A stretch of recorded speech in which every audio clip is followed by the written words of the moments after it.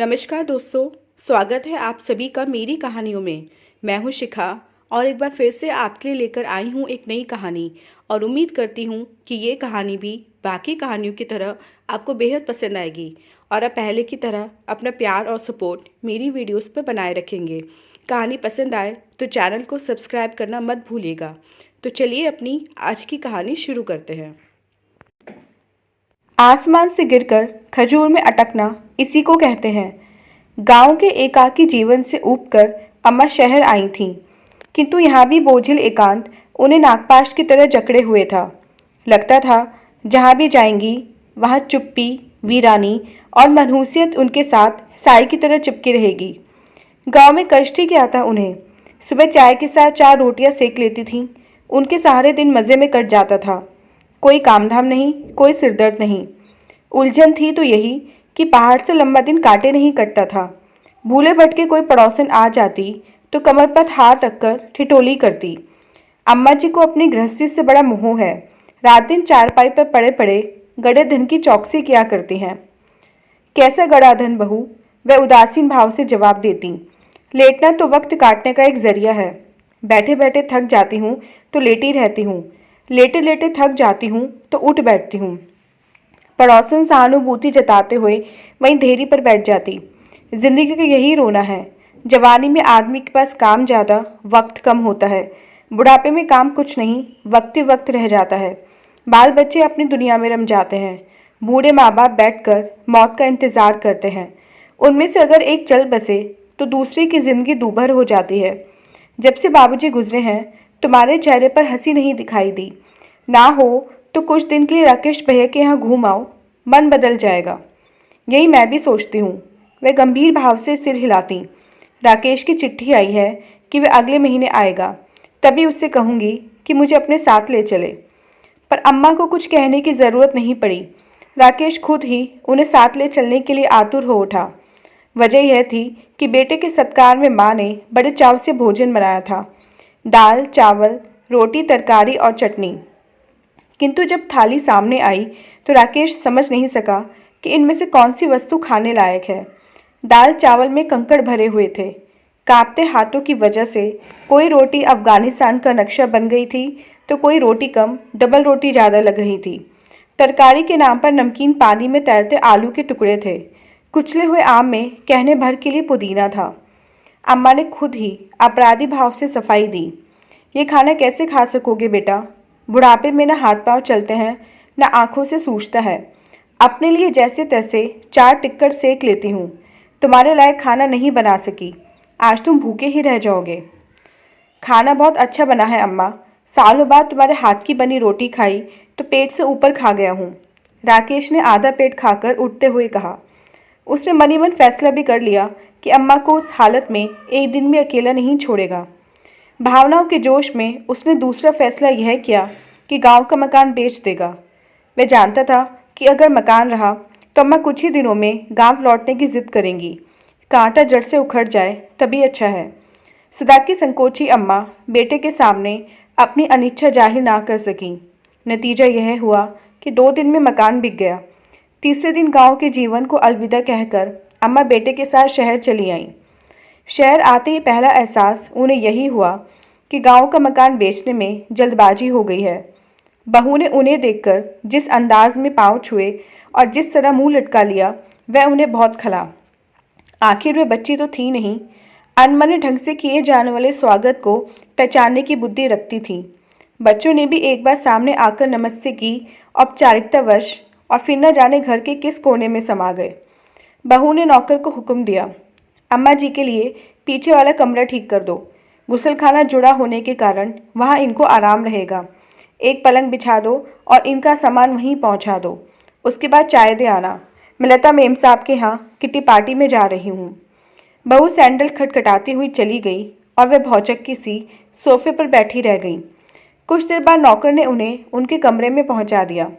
एक ट्रे में चाय नाश्ता भी ला दिया। अकेले बैठकर चाय का घूंट भरते हुए उन्होंने सोचा, क्या सिर्फ इसी चाय की खातिर भागी हुई यहाँ आई हूँ? पर यह चाय भी अगली सुबह कहाँ मिल सकी थी।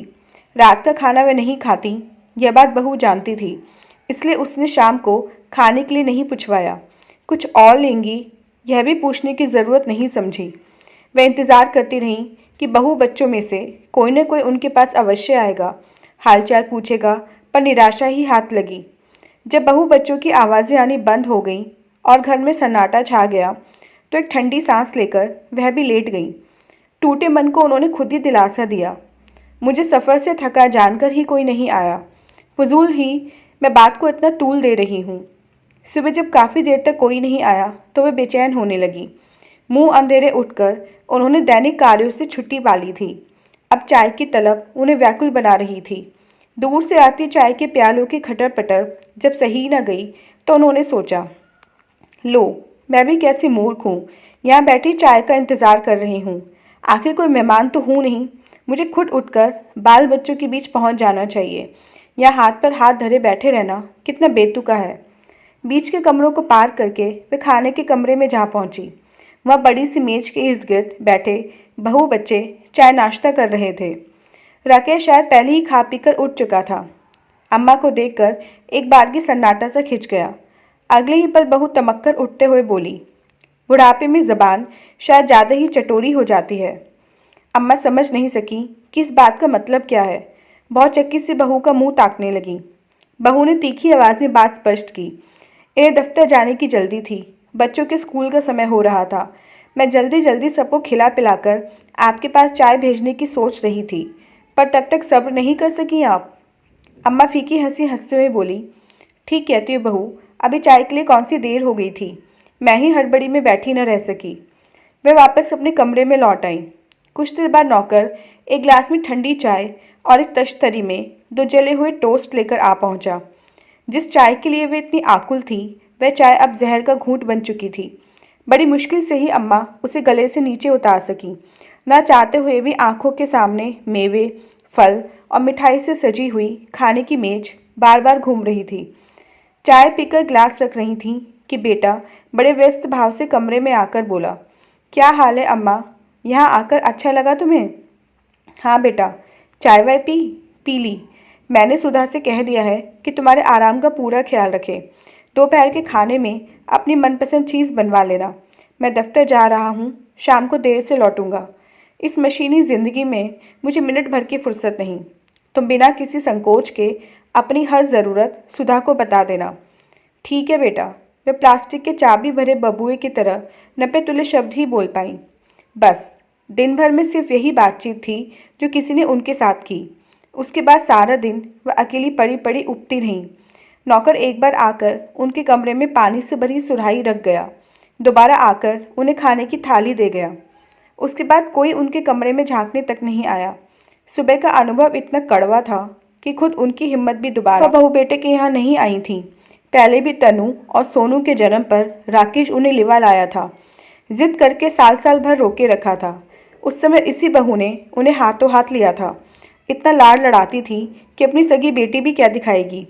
दूध, फल, दवा हर चीज़ उन्हीं के हाथ से लेती थी। जरा देर होती नहीं कि अम्मा अम्मा कहकर आसमान सिर पर उठा लेती थी। राकेश हंसकर कहा करता था, तुमने इसे बहुत सिर चढ़ा रखा है अम्मा। देखता हूँ कि इसके सामने मेरी कदर घट गई है। यह पराए घर की लड़की तुम्हारी सगी हो गई है और मैं सौतेला हो गया हूँ। इस चालाक बिल्ली ने सीधे मेरी दूध की हांडी पर मुंह मारा है। सुनकर वह भी हंस पड़ती थी। उन दिनों राकेश की आर्थिक स्थिति साधारण थी। घर में एक भी नौकर न था। अम्मा बहू की देखभाल करती, नवजात बच्ची को संभालती और घर की साज संभाल करती। एक पाँव बहू के कमरे में रहता था और एक रसोई में। इन महारानी को तो बच्ची को झबला पहनाना तक नहीं आता था।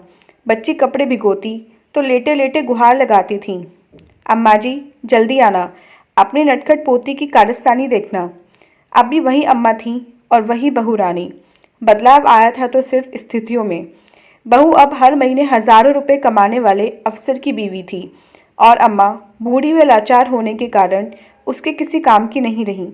तभी तो घर के कबाड़ की तरह कोने में पटक दी गई। अगर अब भी उनके बदन में अचार, मुरब्बे और बढ़िया बनाने की ताकत होती तो यह बहू अपनी मिस्री घुली आवाज़ में अम्मा अम्मा पुकारते नहीं थकती। अशक्त प्राणी को दया करके परसी हुई थाली दे देती थी, यही क्या कम था। पर बूढ़े आदमी की पेट भर रोटी के अलावा भी कोई ज़रूरत होती है, इसे बहू क्यों नहीं समझती। जिस अकेलेपन को भरने के लिए गांव छोड़ा, वही अकेलापन यहाँ भी कुंडली मारकर उन्हें अपनी गिरफ्त में लिए हुए था। इस वेदना को कौन समझता। अम्मा ठंडी सांस भरकर पलंग पर लेट जाती। अपने आप उनके कमरे में कोई नहीं आता। यदि वे उठकर सबके बीच पहुंचती तो एक एक करके सब खिसकने लगते। यूँ आपस में बहू बच्चे हंसते, कहे लगाते, पर अम्मा के आते ही सबको कोई न कोई काम जरूर याद आ जाता। सबके चले जाने पर वे अचकिचाई हुई कुछ देर खड़ी रहती, फिर खिसियाकर अपने कमरे की तरफ चल पड़ती। पाँव में जहर फैल जाने पर आदमी उसे काटकर फेंक देना पसंद करता है, लेकिन अम्मा तो बहू बच्चों के उल्लास भरे जीवन का जहर न थी। फिर क्यों घर वालों ने उन्हें विषाक्त अंग की भांति अलग कर दिया था, इसे वे समझ नहीं पाती थीं। वे इतनी सीधी और सौम्य थीं कि उनसे किसी को शिकायत हो ही नहीं सकती थी। बहू आधी आधी रात को पार्टियों से लौटती। तनु और सोनू अजीबोगरीब पोशाकें पहने हुए बाजीगर के बंदर की तरह भटकते। अम्मा कभी किसी को नहीं टोकती, फिर भी सब उनकी निगाहों से बचना चाहते थे। हर एक की दिली ख्वाहिश यही रहती कि वे अपने कमरे से बाहर ना निकलें। खाने पीने, नहाने धोने और सोने की सारी व्यवस्थाएं जब कमरे में कर दी गई हैं, तो अम्मा को बाहर निकलने की क्या आवश्यकता है। एक दिन अकेले बैठे बैठे जी बहुत उबा तो वे कमरे में झाड़ू लगाने के लिए आए नौकर से इधर उधर की बातें पूछने लगी। क्या नाम है, कहाँ घर है, कितने भाई बहन हैं, बाप क्या करता है। उनका यह काम कितना निंदनीय था, इसका आभास कुछ देर बाद ही हो गया। बहू पास वाले कमरे में आकर ऊंची आवाज़ में उन्हें सुनाते हुए बोली, जैसा स्तर है वैसे ही लोगों के साथ बातें करेंगी। नौकर के अलावा और कोई नहीं मिला उन्हें बोलने के लिए। उत्तर में तनु की जहरीली हंसी गूंज गई। वे अपनी कुर्सी पर पत्थर की तरह जड़ बैठी रह गई थी। गांव में भी अम्मा अकेली थी, पर वहाँ यह सांत्वना थी कि सबके बीच पहुँचने पर एकाकीपन की यंत्रणा से मुक्ति मिल जाएगी। यहाँ आकर वे निराशा के अथाह समुद्र में डूब गई थीं। रेगिस्तान में प्यास से मर जाना उतनी पीड़ा नहीं देता जितना कि नदी किनारे प्यासे दम तोड़ देना। गली का घर होता, सड़क के किनारे बना मकान होता तो कम से कम खिड़की से झांकने पर राह चलते आदमियों के चेहरे नजर आते। यहाँ अम्मा किसी सजा याफ्ता कैदी की तरह खिड़की की सलाखों के नज़दीक खड़ी होती तो उन्हें या तो ऊंचे दरख्त नजर आते या फूलों से लदी क्यारियाँ। फिर भी वे खिड़की के पास कुर्सी डाले बैठी रहती थीं। कम से कम ठंडी हवा के झोंके तो मिलते थे। बैठे बैठे कुछ देर को आंखें झपक जाती तो लगता जैसे बाबूजी पास खड़े कह रहे हैं, सावित्री उठोगी नहीं, देखो कितनी धूप चढ़ाई है, चाय पानी का वक्त निकला जा रहा है। चौंक कर आंखें खोलते ही सपने की निस्सारता जाहिर हो जाती। बाबूजी अब कहाँ, याद आते मन गहरी पीड़ा से भर उठता। झपकी लेते हुए अम्मा खींच जाती। ओह, ये बाबूजी इतना शोर क्यों कर रहे हैं, चीख चीख कर आसमान सिर पर उठाए ले रहे हैं। क्या कहा, राकेश ने दवात की स्याही फैला दी। अरे बच्चा है, फैल गई होगी स्याही, उसके लिए क्या बच्चे को डांटते ही जाओगे, बस भी करो ना। चौंक कर जाग उठी अम्मा। बाबूजी की नहीं, यह तो खिड़की के नीचे भौंकते कुत्तों की आवाज़ है। वह हड़बड़ाकर उठ खड़ी हुई और हट करके कुत्तों को भगाने लगी। बुढ़ापे के कारण नज़र कमज़ोर थी, फिर भी इतना मालूम पड़ गया कि किसी कमज़ोर और मरेल कुत्ते को 3-4 ताकतवर कुत्ते सता रहे हैं। शायद धोखे से फाटक खुला ही रह गया होगा, तभी लड़ते हुए भीतर घुस आए थे। इधर उधर देखकर अम्मा ने मच्छरदानी का डंडा निकाला और उसे खिड़की की सलाखों से बाहर निकालकर भौंकते हुए कुत्तों को धमकाने लगी। काफ़ी कोशिश के बाद वह सूखे मरेल कुत्ते को आततायु के शिकंजे से बचा सकी। हमलावरों के चले जाने पर चोट खाया हुआ कमज़ोर कुत्ता वहीं हाँफता हुआ बैठ गया और कातर निगाहों से अम्मा की ओर देखने लगा। सब ओर से दुरदुराया हुआ वह कुत्ता उनसे शरण की भीख मांग रहा था। इस गंदे, घिनौने, जख्मी और मरेल कुत्ते पर अनायास ही अम्मा सदैव हो उठी। वे खुद क्या उस जैसी नहीं थीं, बूढ़ी, कमज़ोर, उपेक्षिता और सर्वथा एकाकी। तन चाहे रोगी न था, पर मन के कम जख्मी और लहूलुहान था। दोपहर को जब नौकर खाना लाया तो अम्मा ने बड़े प्यार से उस घायल कुत्ते को 2 रोटियां खिला दी। भावावेश के न जाने किन क्षणों में नामकरण भी कर दिया झबरा। उनकी निगाह एक बार भी कुत्ते की बदसूरती पर नहीं गई। अम्मा अब काफ़ी संतुष्ट थीं, प्रसन्न थीं। उन्हें लगता जैसे अब वे अकेली नहीं हैं, झबरा उनके साथ है। झबरा को उनकी ज़रूरत थी। 2-1 दिन उन्हें उसके भाग जाने की चिंता बनी रही, पर धीरे धीरे ये आशंका भी मिट गई थी। पर घर वालों को उनका ये छोटा सा सुख भी गवारा नहीं हुआ। एक दिन बहू तेज चाल से चलती हुई कमरे में आई और खिड़की के पास जाकर नाक सिकोड़ते हुए बोली, छी, कितना गंदा कुत्ता है, न जाने कहाँ से आ गया है। चौकीदार को डांटना पड़ेगा, उसने इसे भगाया क्यों नहीं। अम्मा जी का पालतू कुत्ता है जी, अब तो चुपड़ी रोटी खा खा कर मोटा हो गया है। पीछे खड़े हुए नौकर ने पीले गंदे दांतों की नुमाइश दिखा दी। बेशर्म, सड़क के लवारिस कुत्ते को हमारा पालतू कुत्ता बताता है। हमें पालना ही होगा तो कोई बढ़िया विदेशी नस्ल का कुत्ता पालेंगे। ऐसे सड़क चाप कुत्ते पर तो हम थूकते भी नहीं हैं। बहू रुष्ट स्वर में बोली।